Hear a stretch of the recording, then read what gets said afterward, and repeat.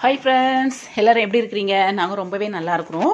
என்னுடைய சேனலை சப்ஸ்கிரைப் பண்ண எல்லா சப்ஸ்கிரைபருக்கும் ஒரு தேங்க்ஸ் சொல்லிக்கிறேன்.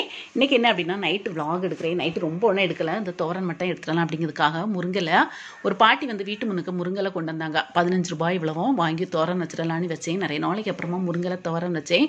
ஒத்த பீஸாக சூப்பராக இருந்தது. அப்புறமா முருங்கைக்காய் கறி வச்சுருந்தேன், அது பேலன்ஸ் இருந்து அது டின்னருக்கு வந்து டின்னருக்கு வந்து யூஸ் பண்ணிக்கிட்டோம்.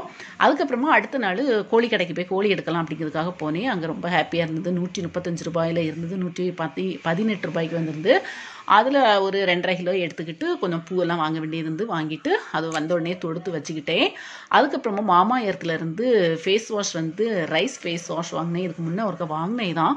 சரி இனி வேண்டான்னு விட்டுட்டேன். ஆனால் பிள்ளைங்க விடலை, கண்டிப்பாக எங்களுக்கு வேணுமா அப்படின்னு சொல்லிக்கிட்டாங்க. சரி அதுவே வந்து ஃப்ளிப்கார்ட்டில் ஆர்டர் கொடுத்துருந்தேன். கரெக்டாக 2 நாளையிலேயும் வந்துட்டு அதனால அதையும் ஃபேஸில் போட்டுக்கிட்டு ரொம்ப ஹாப்பியாக இருக்கிறாங்க. ரொம்ப நல்லா இருந்தது. அது நல்லே தான்.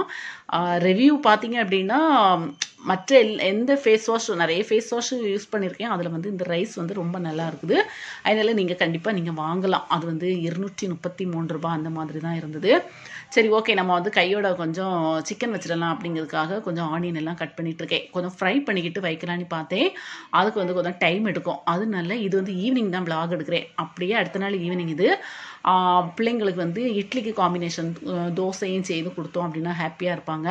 இல்லை அப்படின்னா உப்புமா செய்யலாம் அப்படிங்கிற ஒரு ஐடியாவில் இருந்தேன். உப்புமாவில் மிக்ஸ் பண்ணாமல் சும்மா சாதாரணமாக செய்ய மாதிரி செய்து அது வந்து கிரேவியாட்டு அவங்க யூஸ் பண்ணிடுவாங்க அப்படிங்கிற ஒரு பிளானில்.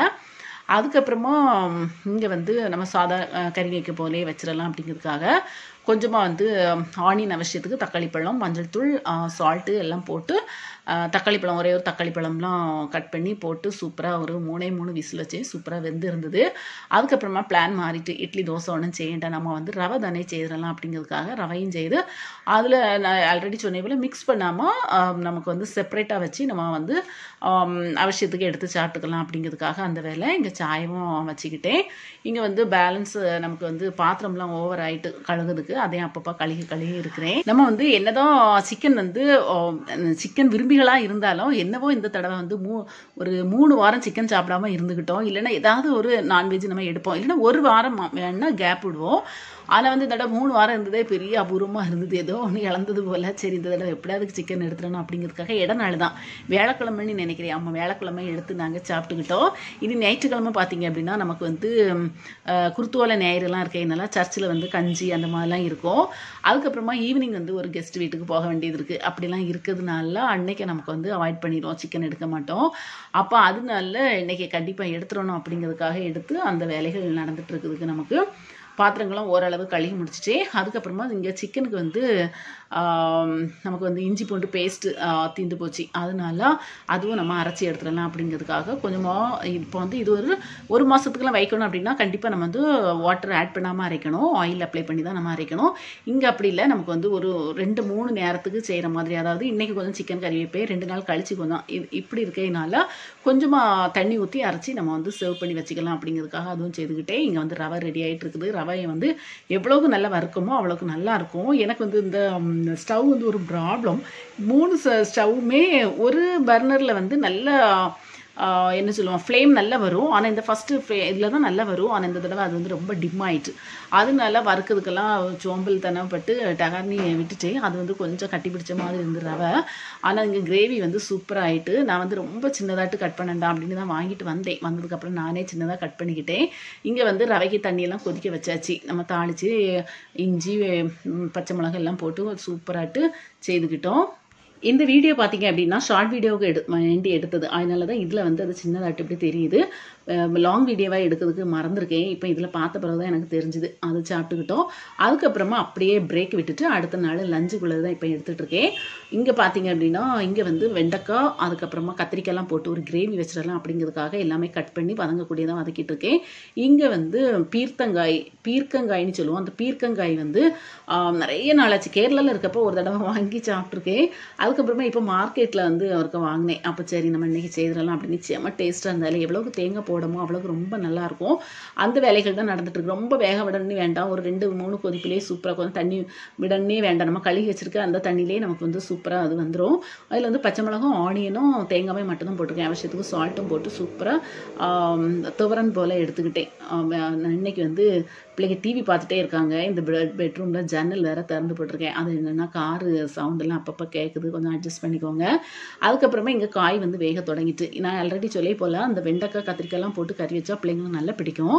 ஆனால் அந்த வெண்டைக்காயெல்லாம் அப்படியே ஒதுக்கிடுவாங்க. அதுக்கு வேண்டி நான் இந்த மாதிரி மசிச்சிருவேன்.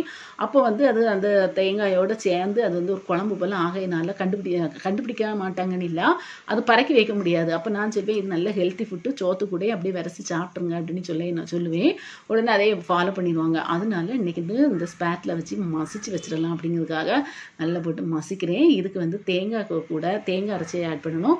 தேங்காய், பச்சை மிளகு, ஆனியன், அதுக்கப்புறமா கொஞ்சமாக பூண்டு, கொஞ்சமாக ஜீரகம்லாம் அரைச்சி சூப்பராக ஆட் பண்ணிட்டோம் அப்படின்னா நல்லா கொழுப்பாக இருக்கணும், அதாவது நல்ல கிரேவியாக இருக்கணும் அப்படின்னா செய்துக்கலாம். கொஞ்சம் லிக்யூடாக இருக்குன்னு நம்ம தண்ணி ஆட் பண்ணிக்கலாம். இது கூடவே கொஞ்சமாக வந்து தக்காளி பழம் நம்ம வந்து புளி இருக்கலாம், புளியை கரைச்சி ஆட் பண்ணிக்கணும். புளி டேஸ்ட்டு ரொம்ப வேணும் அப்படின்னா நீங்கள் அவசியத்துக்கு நீங்கள் ஆட் பண்ணிக்கலாம். நான் கொஞ்சம் ஒரு 1/2 கிளாஸ் தண்ணியில் ஒரு 2 சொல அளவுக்கு மட்டும் புளி எடுத்து ஆட் பண்ணிட்டேன். என்னென்னா பெரிய தக்காளி பழம் வந்து ஆட் பண்ணியிருக்கேன். அதனால் கொஞ்சமாக மஞ்சள் தூள் ஆட் பண்ணிட வேண்டியதான். இதோட கலர் கொஞ்சம் மஞ்சள் கலரில் இருக்கும். என்ன அப்படின்னா பச்சை மிளகாய் ஆட் பண்ணினால சில்லி நான் ஆட் பண்ணலை, அவசியத்துக்கு ஆட் பண்ணி அதுவும் வந்து நமக்கு வந்து கொதிக்க தொடங்கிட்டு நல்லா ரெடி ஆகிட்டு மல்லி இலை வேணும், வெந்தய இதழ் வேணும், என்ன வேணாலும் நம்ம ஆட் பண்ணிக்கலாம். சிம்பிளான ஒரு ரெசிபி தான் இது. அதுக்கப்புறமா இங்கே வந்து பானிபூரி, ரெடிமேட் பானிபூரி. இது அன்றைக்கி வந்து பானிபூரி செய்யப்போ இதை தேடின இது இதில் வச்சுருந்தேனே எனக்கு மறந்துட்டு இப்போ நேற்றுக்கு கண்டுபிடிச்சேன். சரி நம்ம இது கூட அதை பொரிச்சு கொடுத்துட்டோம் அப்படின்னா அது சீடா போல் சாப்பிட்ருவாங்க அப்படிங்கிறதுக்காக நமக்கு லஞ்சுக்கு வந்து இன்றைக்கி இந்த 4 தான்: சாதம், குழம்பு, அதுக்கப்புறமா துவரன், அதுக்கப்புறமா அந்த பானிபூரியை எடுத்து சாப்பிட்ருவாங்க அப்படிங்கிறதுக்காக இங்கே சாப்பிடையும் தொடங்கிட்டாங்க. இதே வச்சு ஒரு ஷார்ட் வீடியோ எடுத்து நம்ம வந்து ரெசிபி வேர்ல்டு இருக்கலாம் அதில் வந்து அப்லோட் பண்ணியிருக்கேன். இப்போ அதில் கொஞ்சம் ஷார்ட் வீடியோ போட்டுட்ருக்கேன். அதில் வந்து நமக்கு வந்து சப்ஸ்கிரைபர் இன்க்ரீஸ் ஆகட்டும் அப்படிங்கிறதுக்காக நான் நினச்சது போலேயே நிறைய ஆகிட்டு இருக்குது. ரொம்ப ஹாப்பியாக இருந்தது. என்னால் கொஞ்ச நாள் அந்த சேனல் பக்கமே போவதில்லை. இப்போ ஒரு மாதமாக கொஞ்சம் ஷார்ட் வீடியோ போட்டுட்ருக்கேன். அதுக்கப்புறமா ஈவினிங் வந்து ஆஸ் யூஷுவல் நமக்கு வந்து இட்லி தான். இட்லிக்கு வந்து பழைய சாம்பார் கொஞ்சம் இருந்தது, அதையும் சூடாகி பிள்ளைங்களுக்கு கொடுத்துடலாம் அப்படிங்கிறதுக்காக அந்த வேலை நடந்துகிட்ருக்கு. இந்த மாதிரி தான் நமக்கு விறுவிறுப்பான வேலைகள் 2 நாளாட்டே நடந்துகிட்ருக்கு. ஓகே ஃப்ரெண்ட்ஸ், பாய்.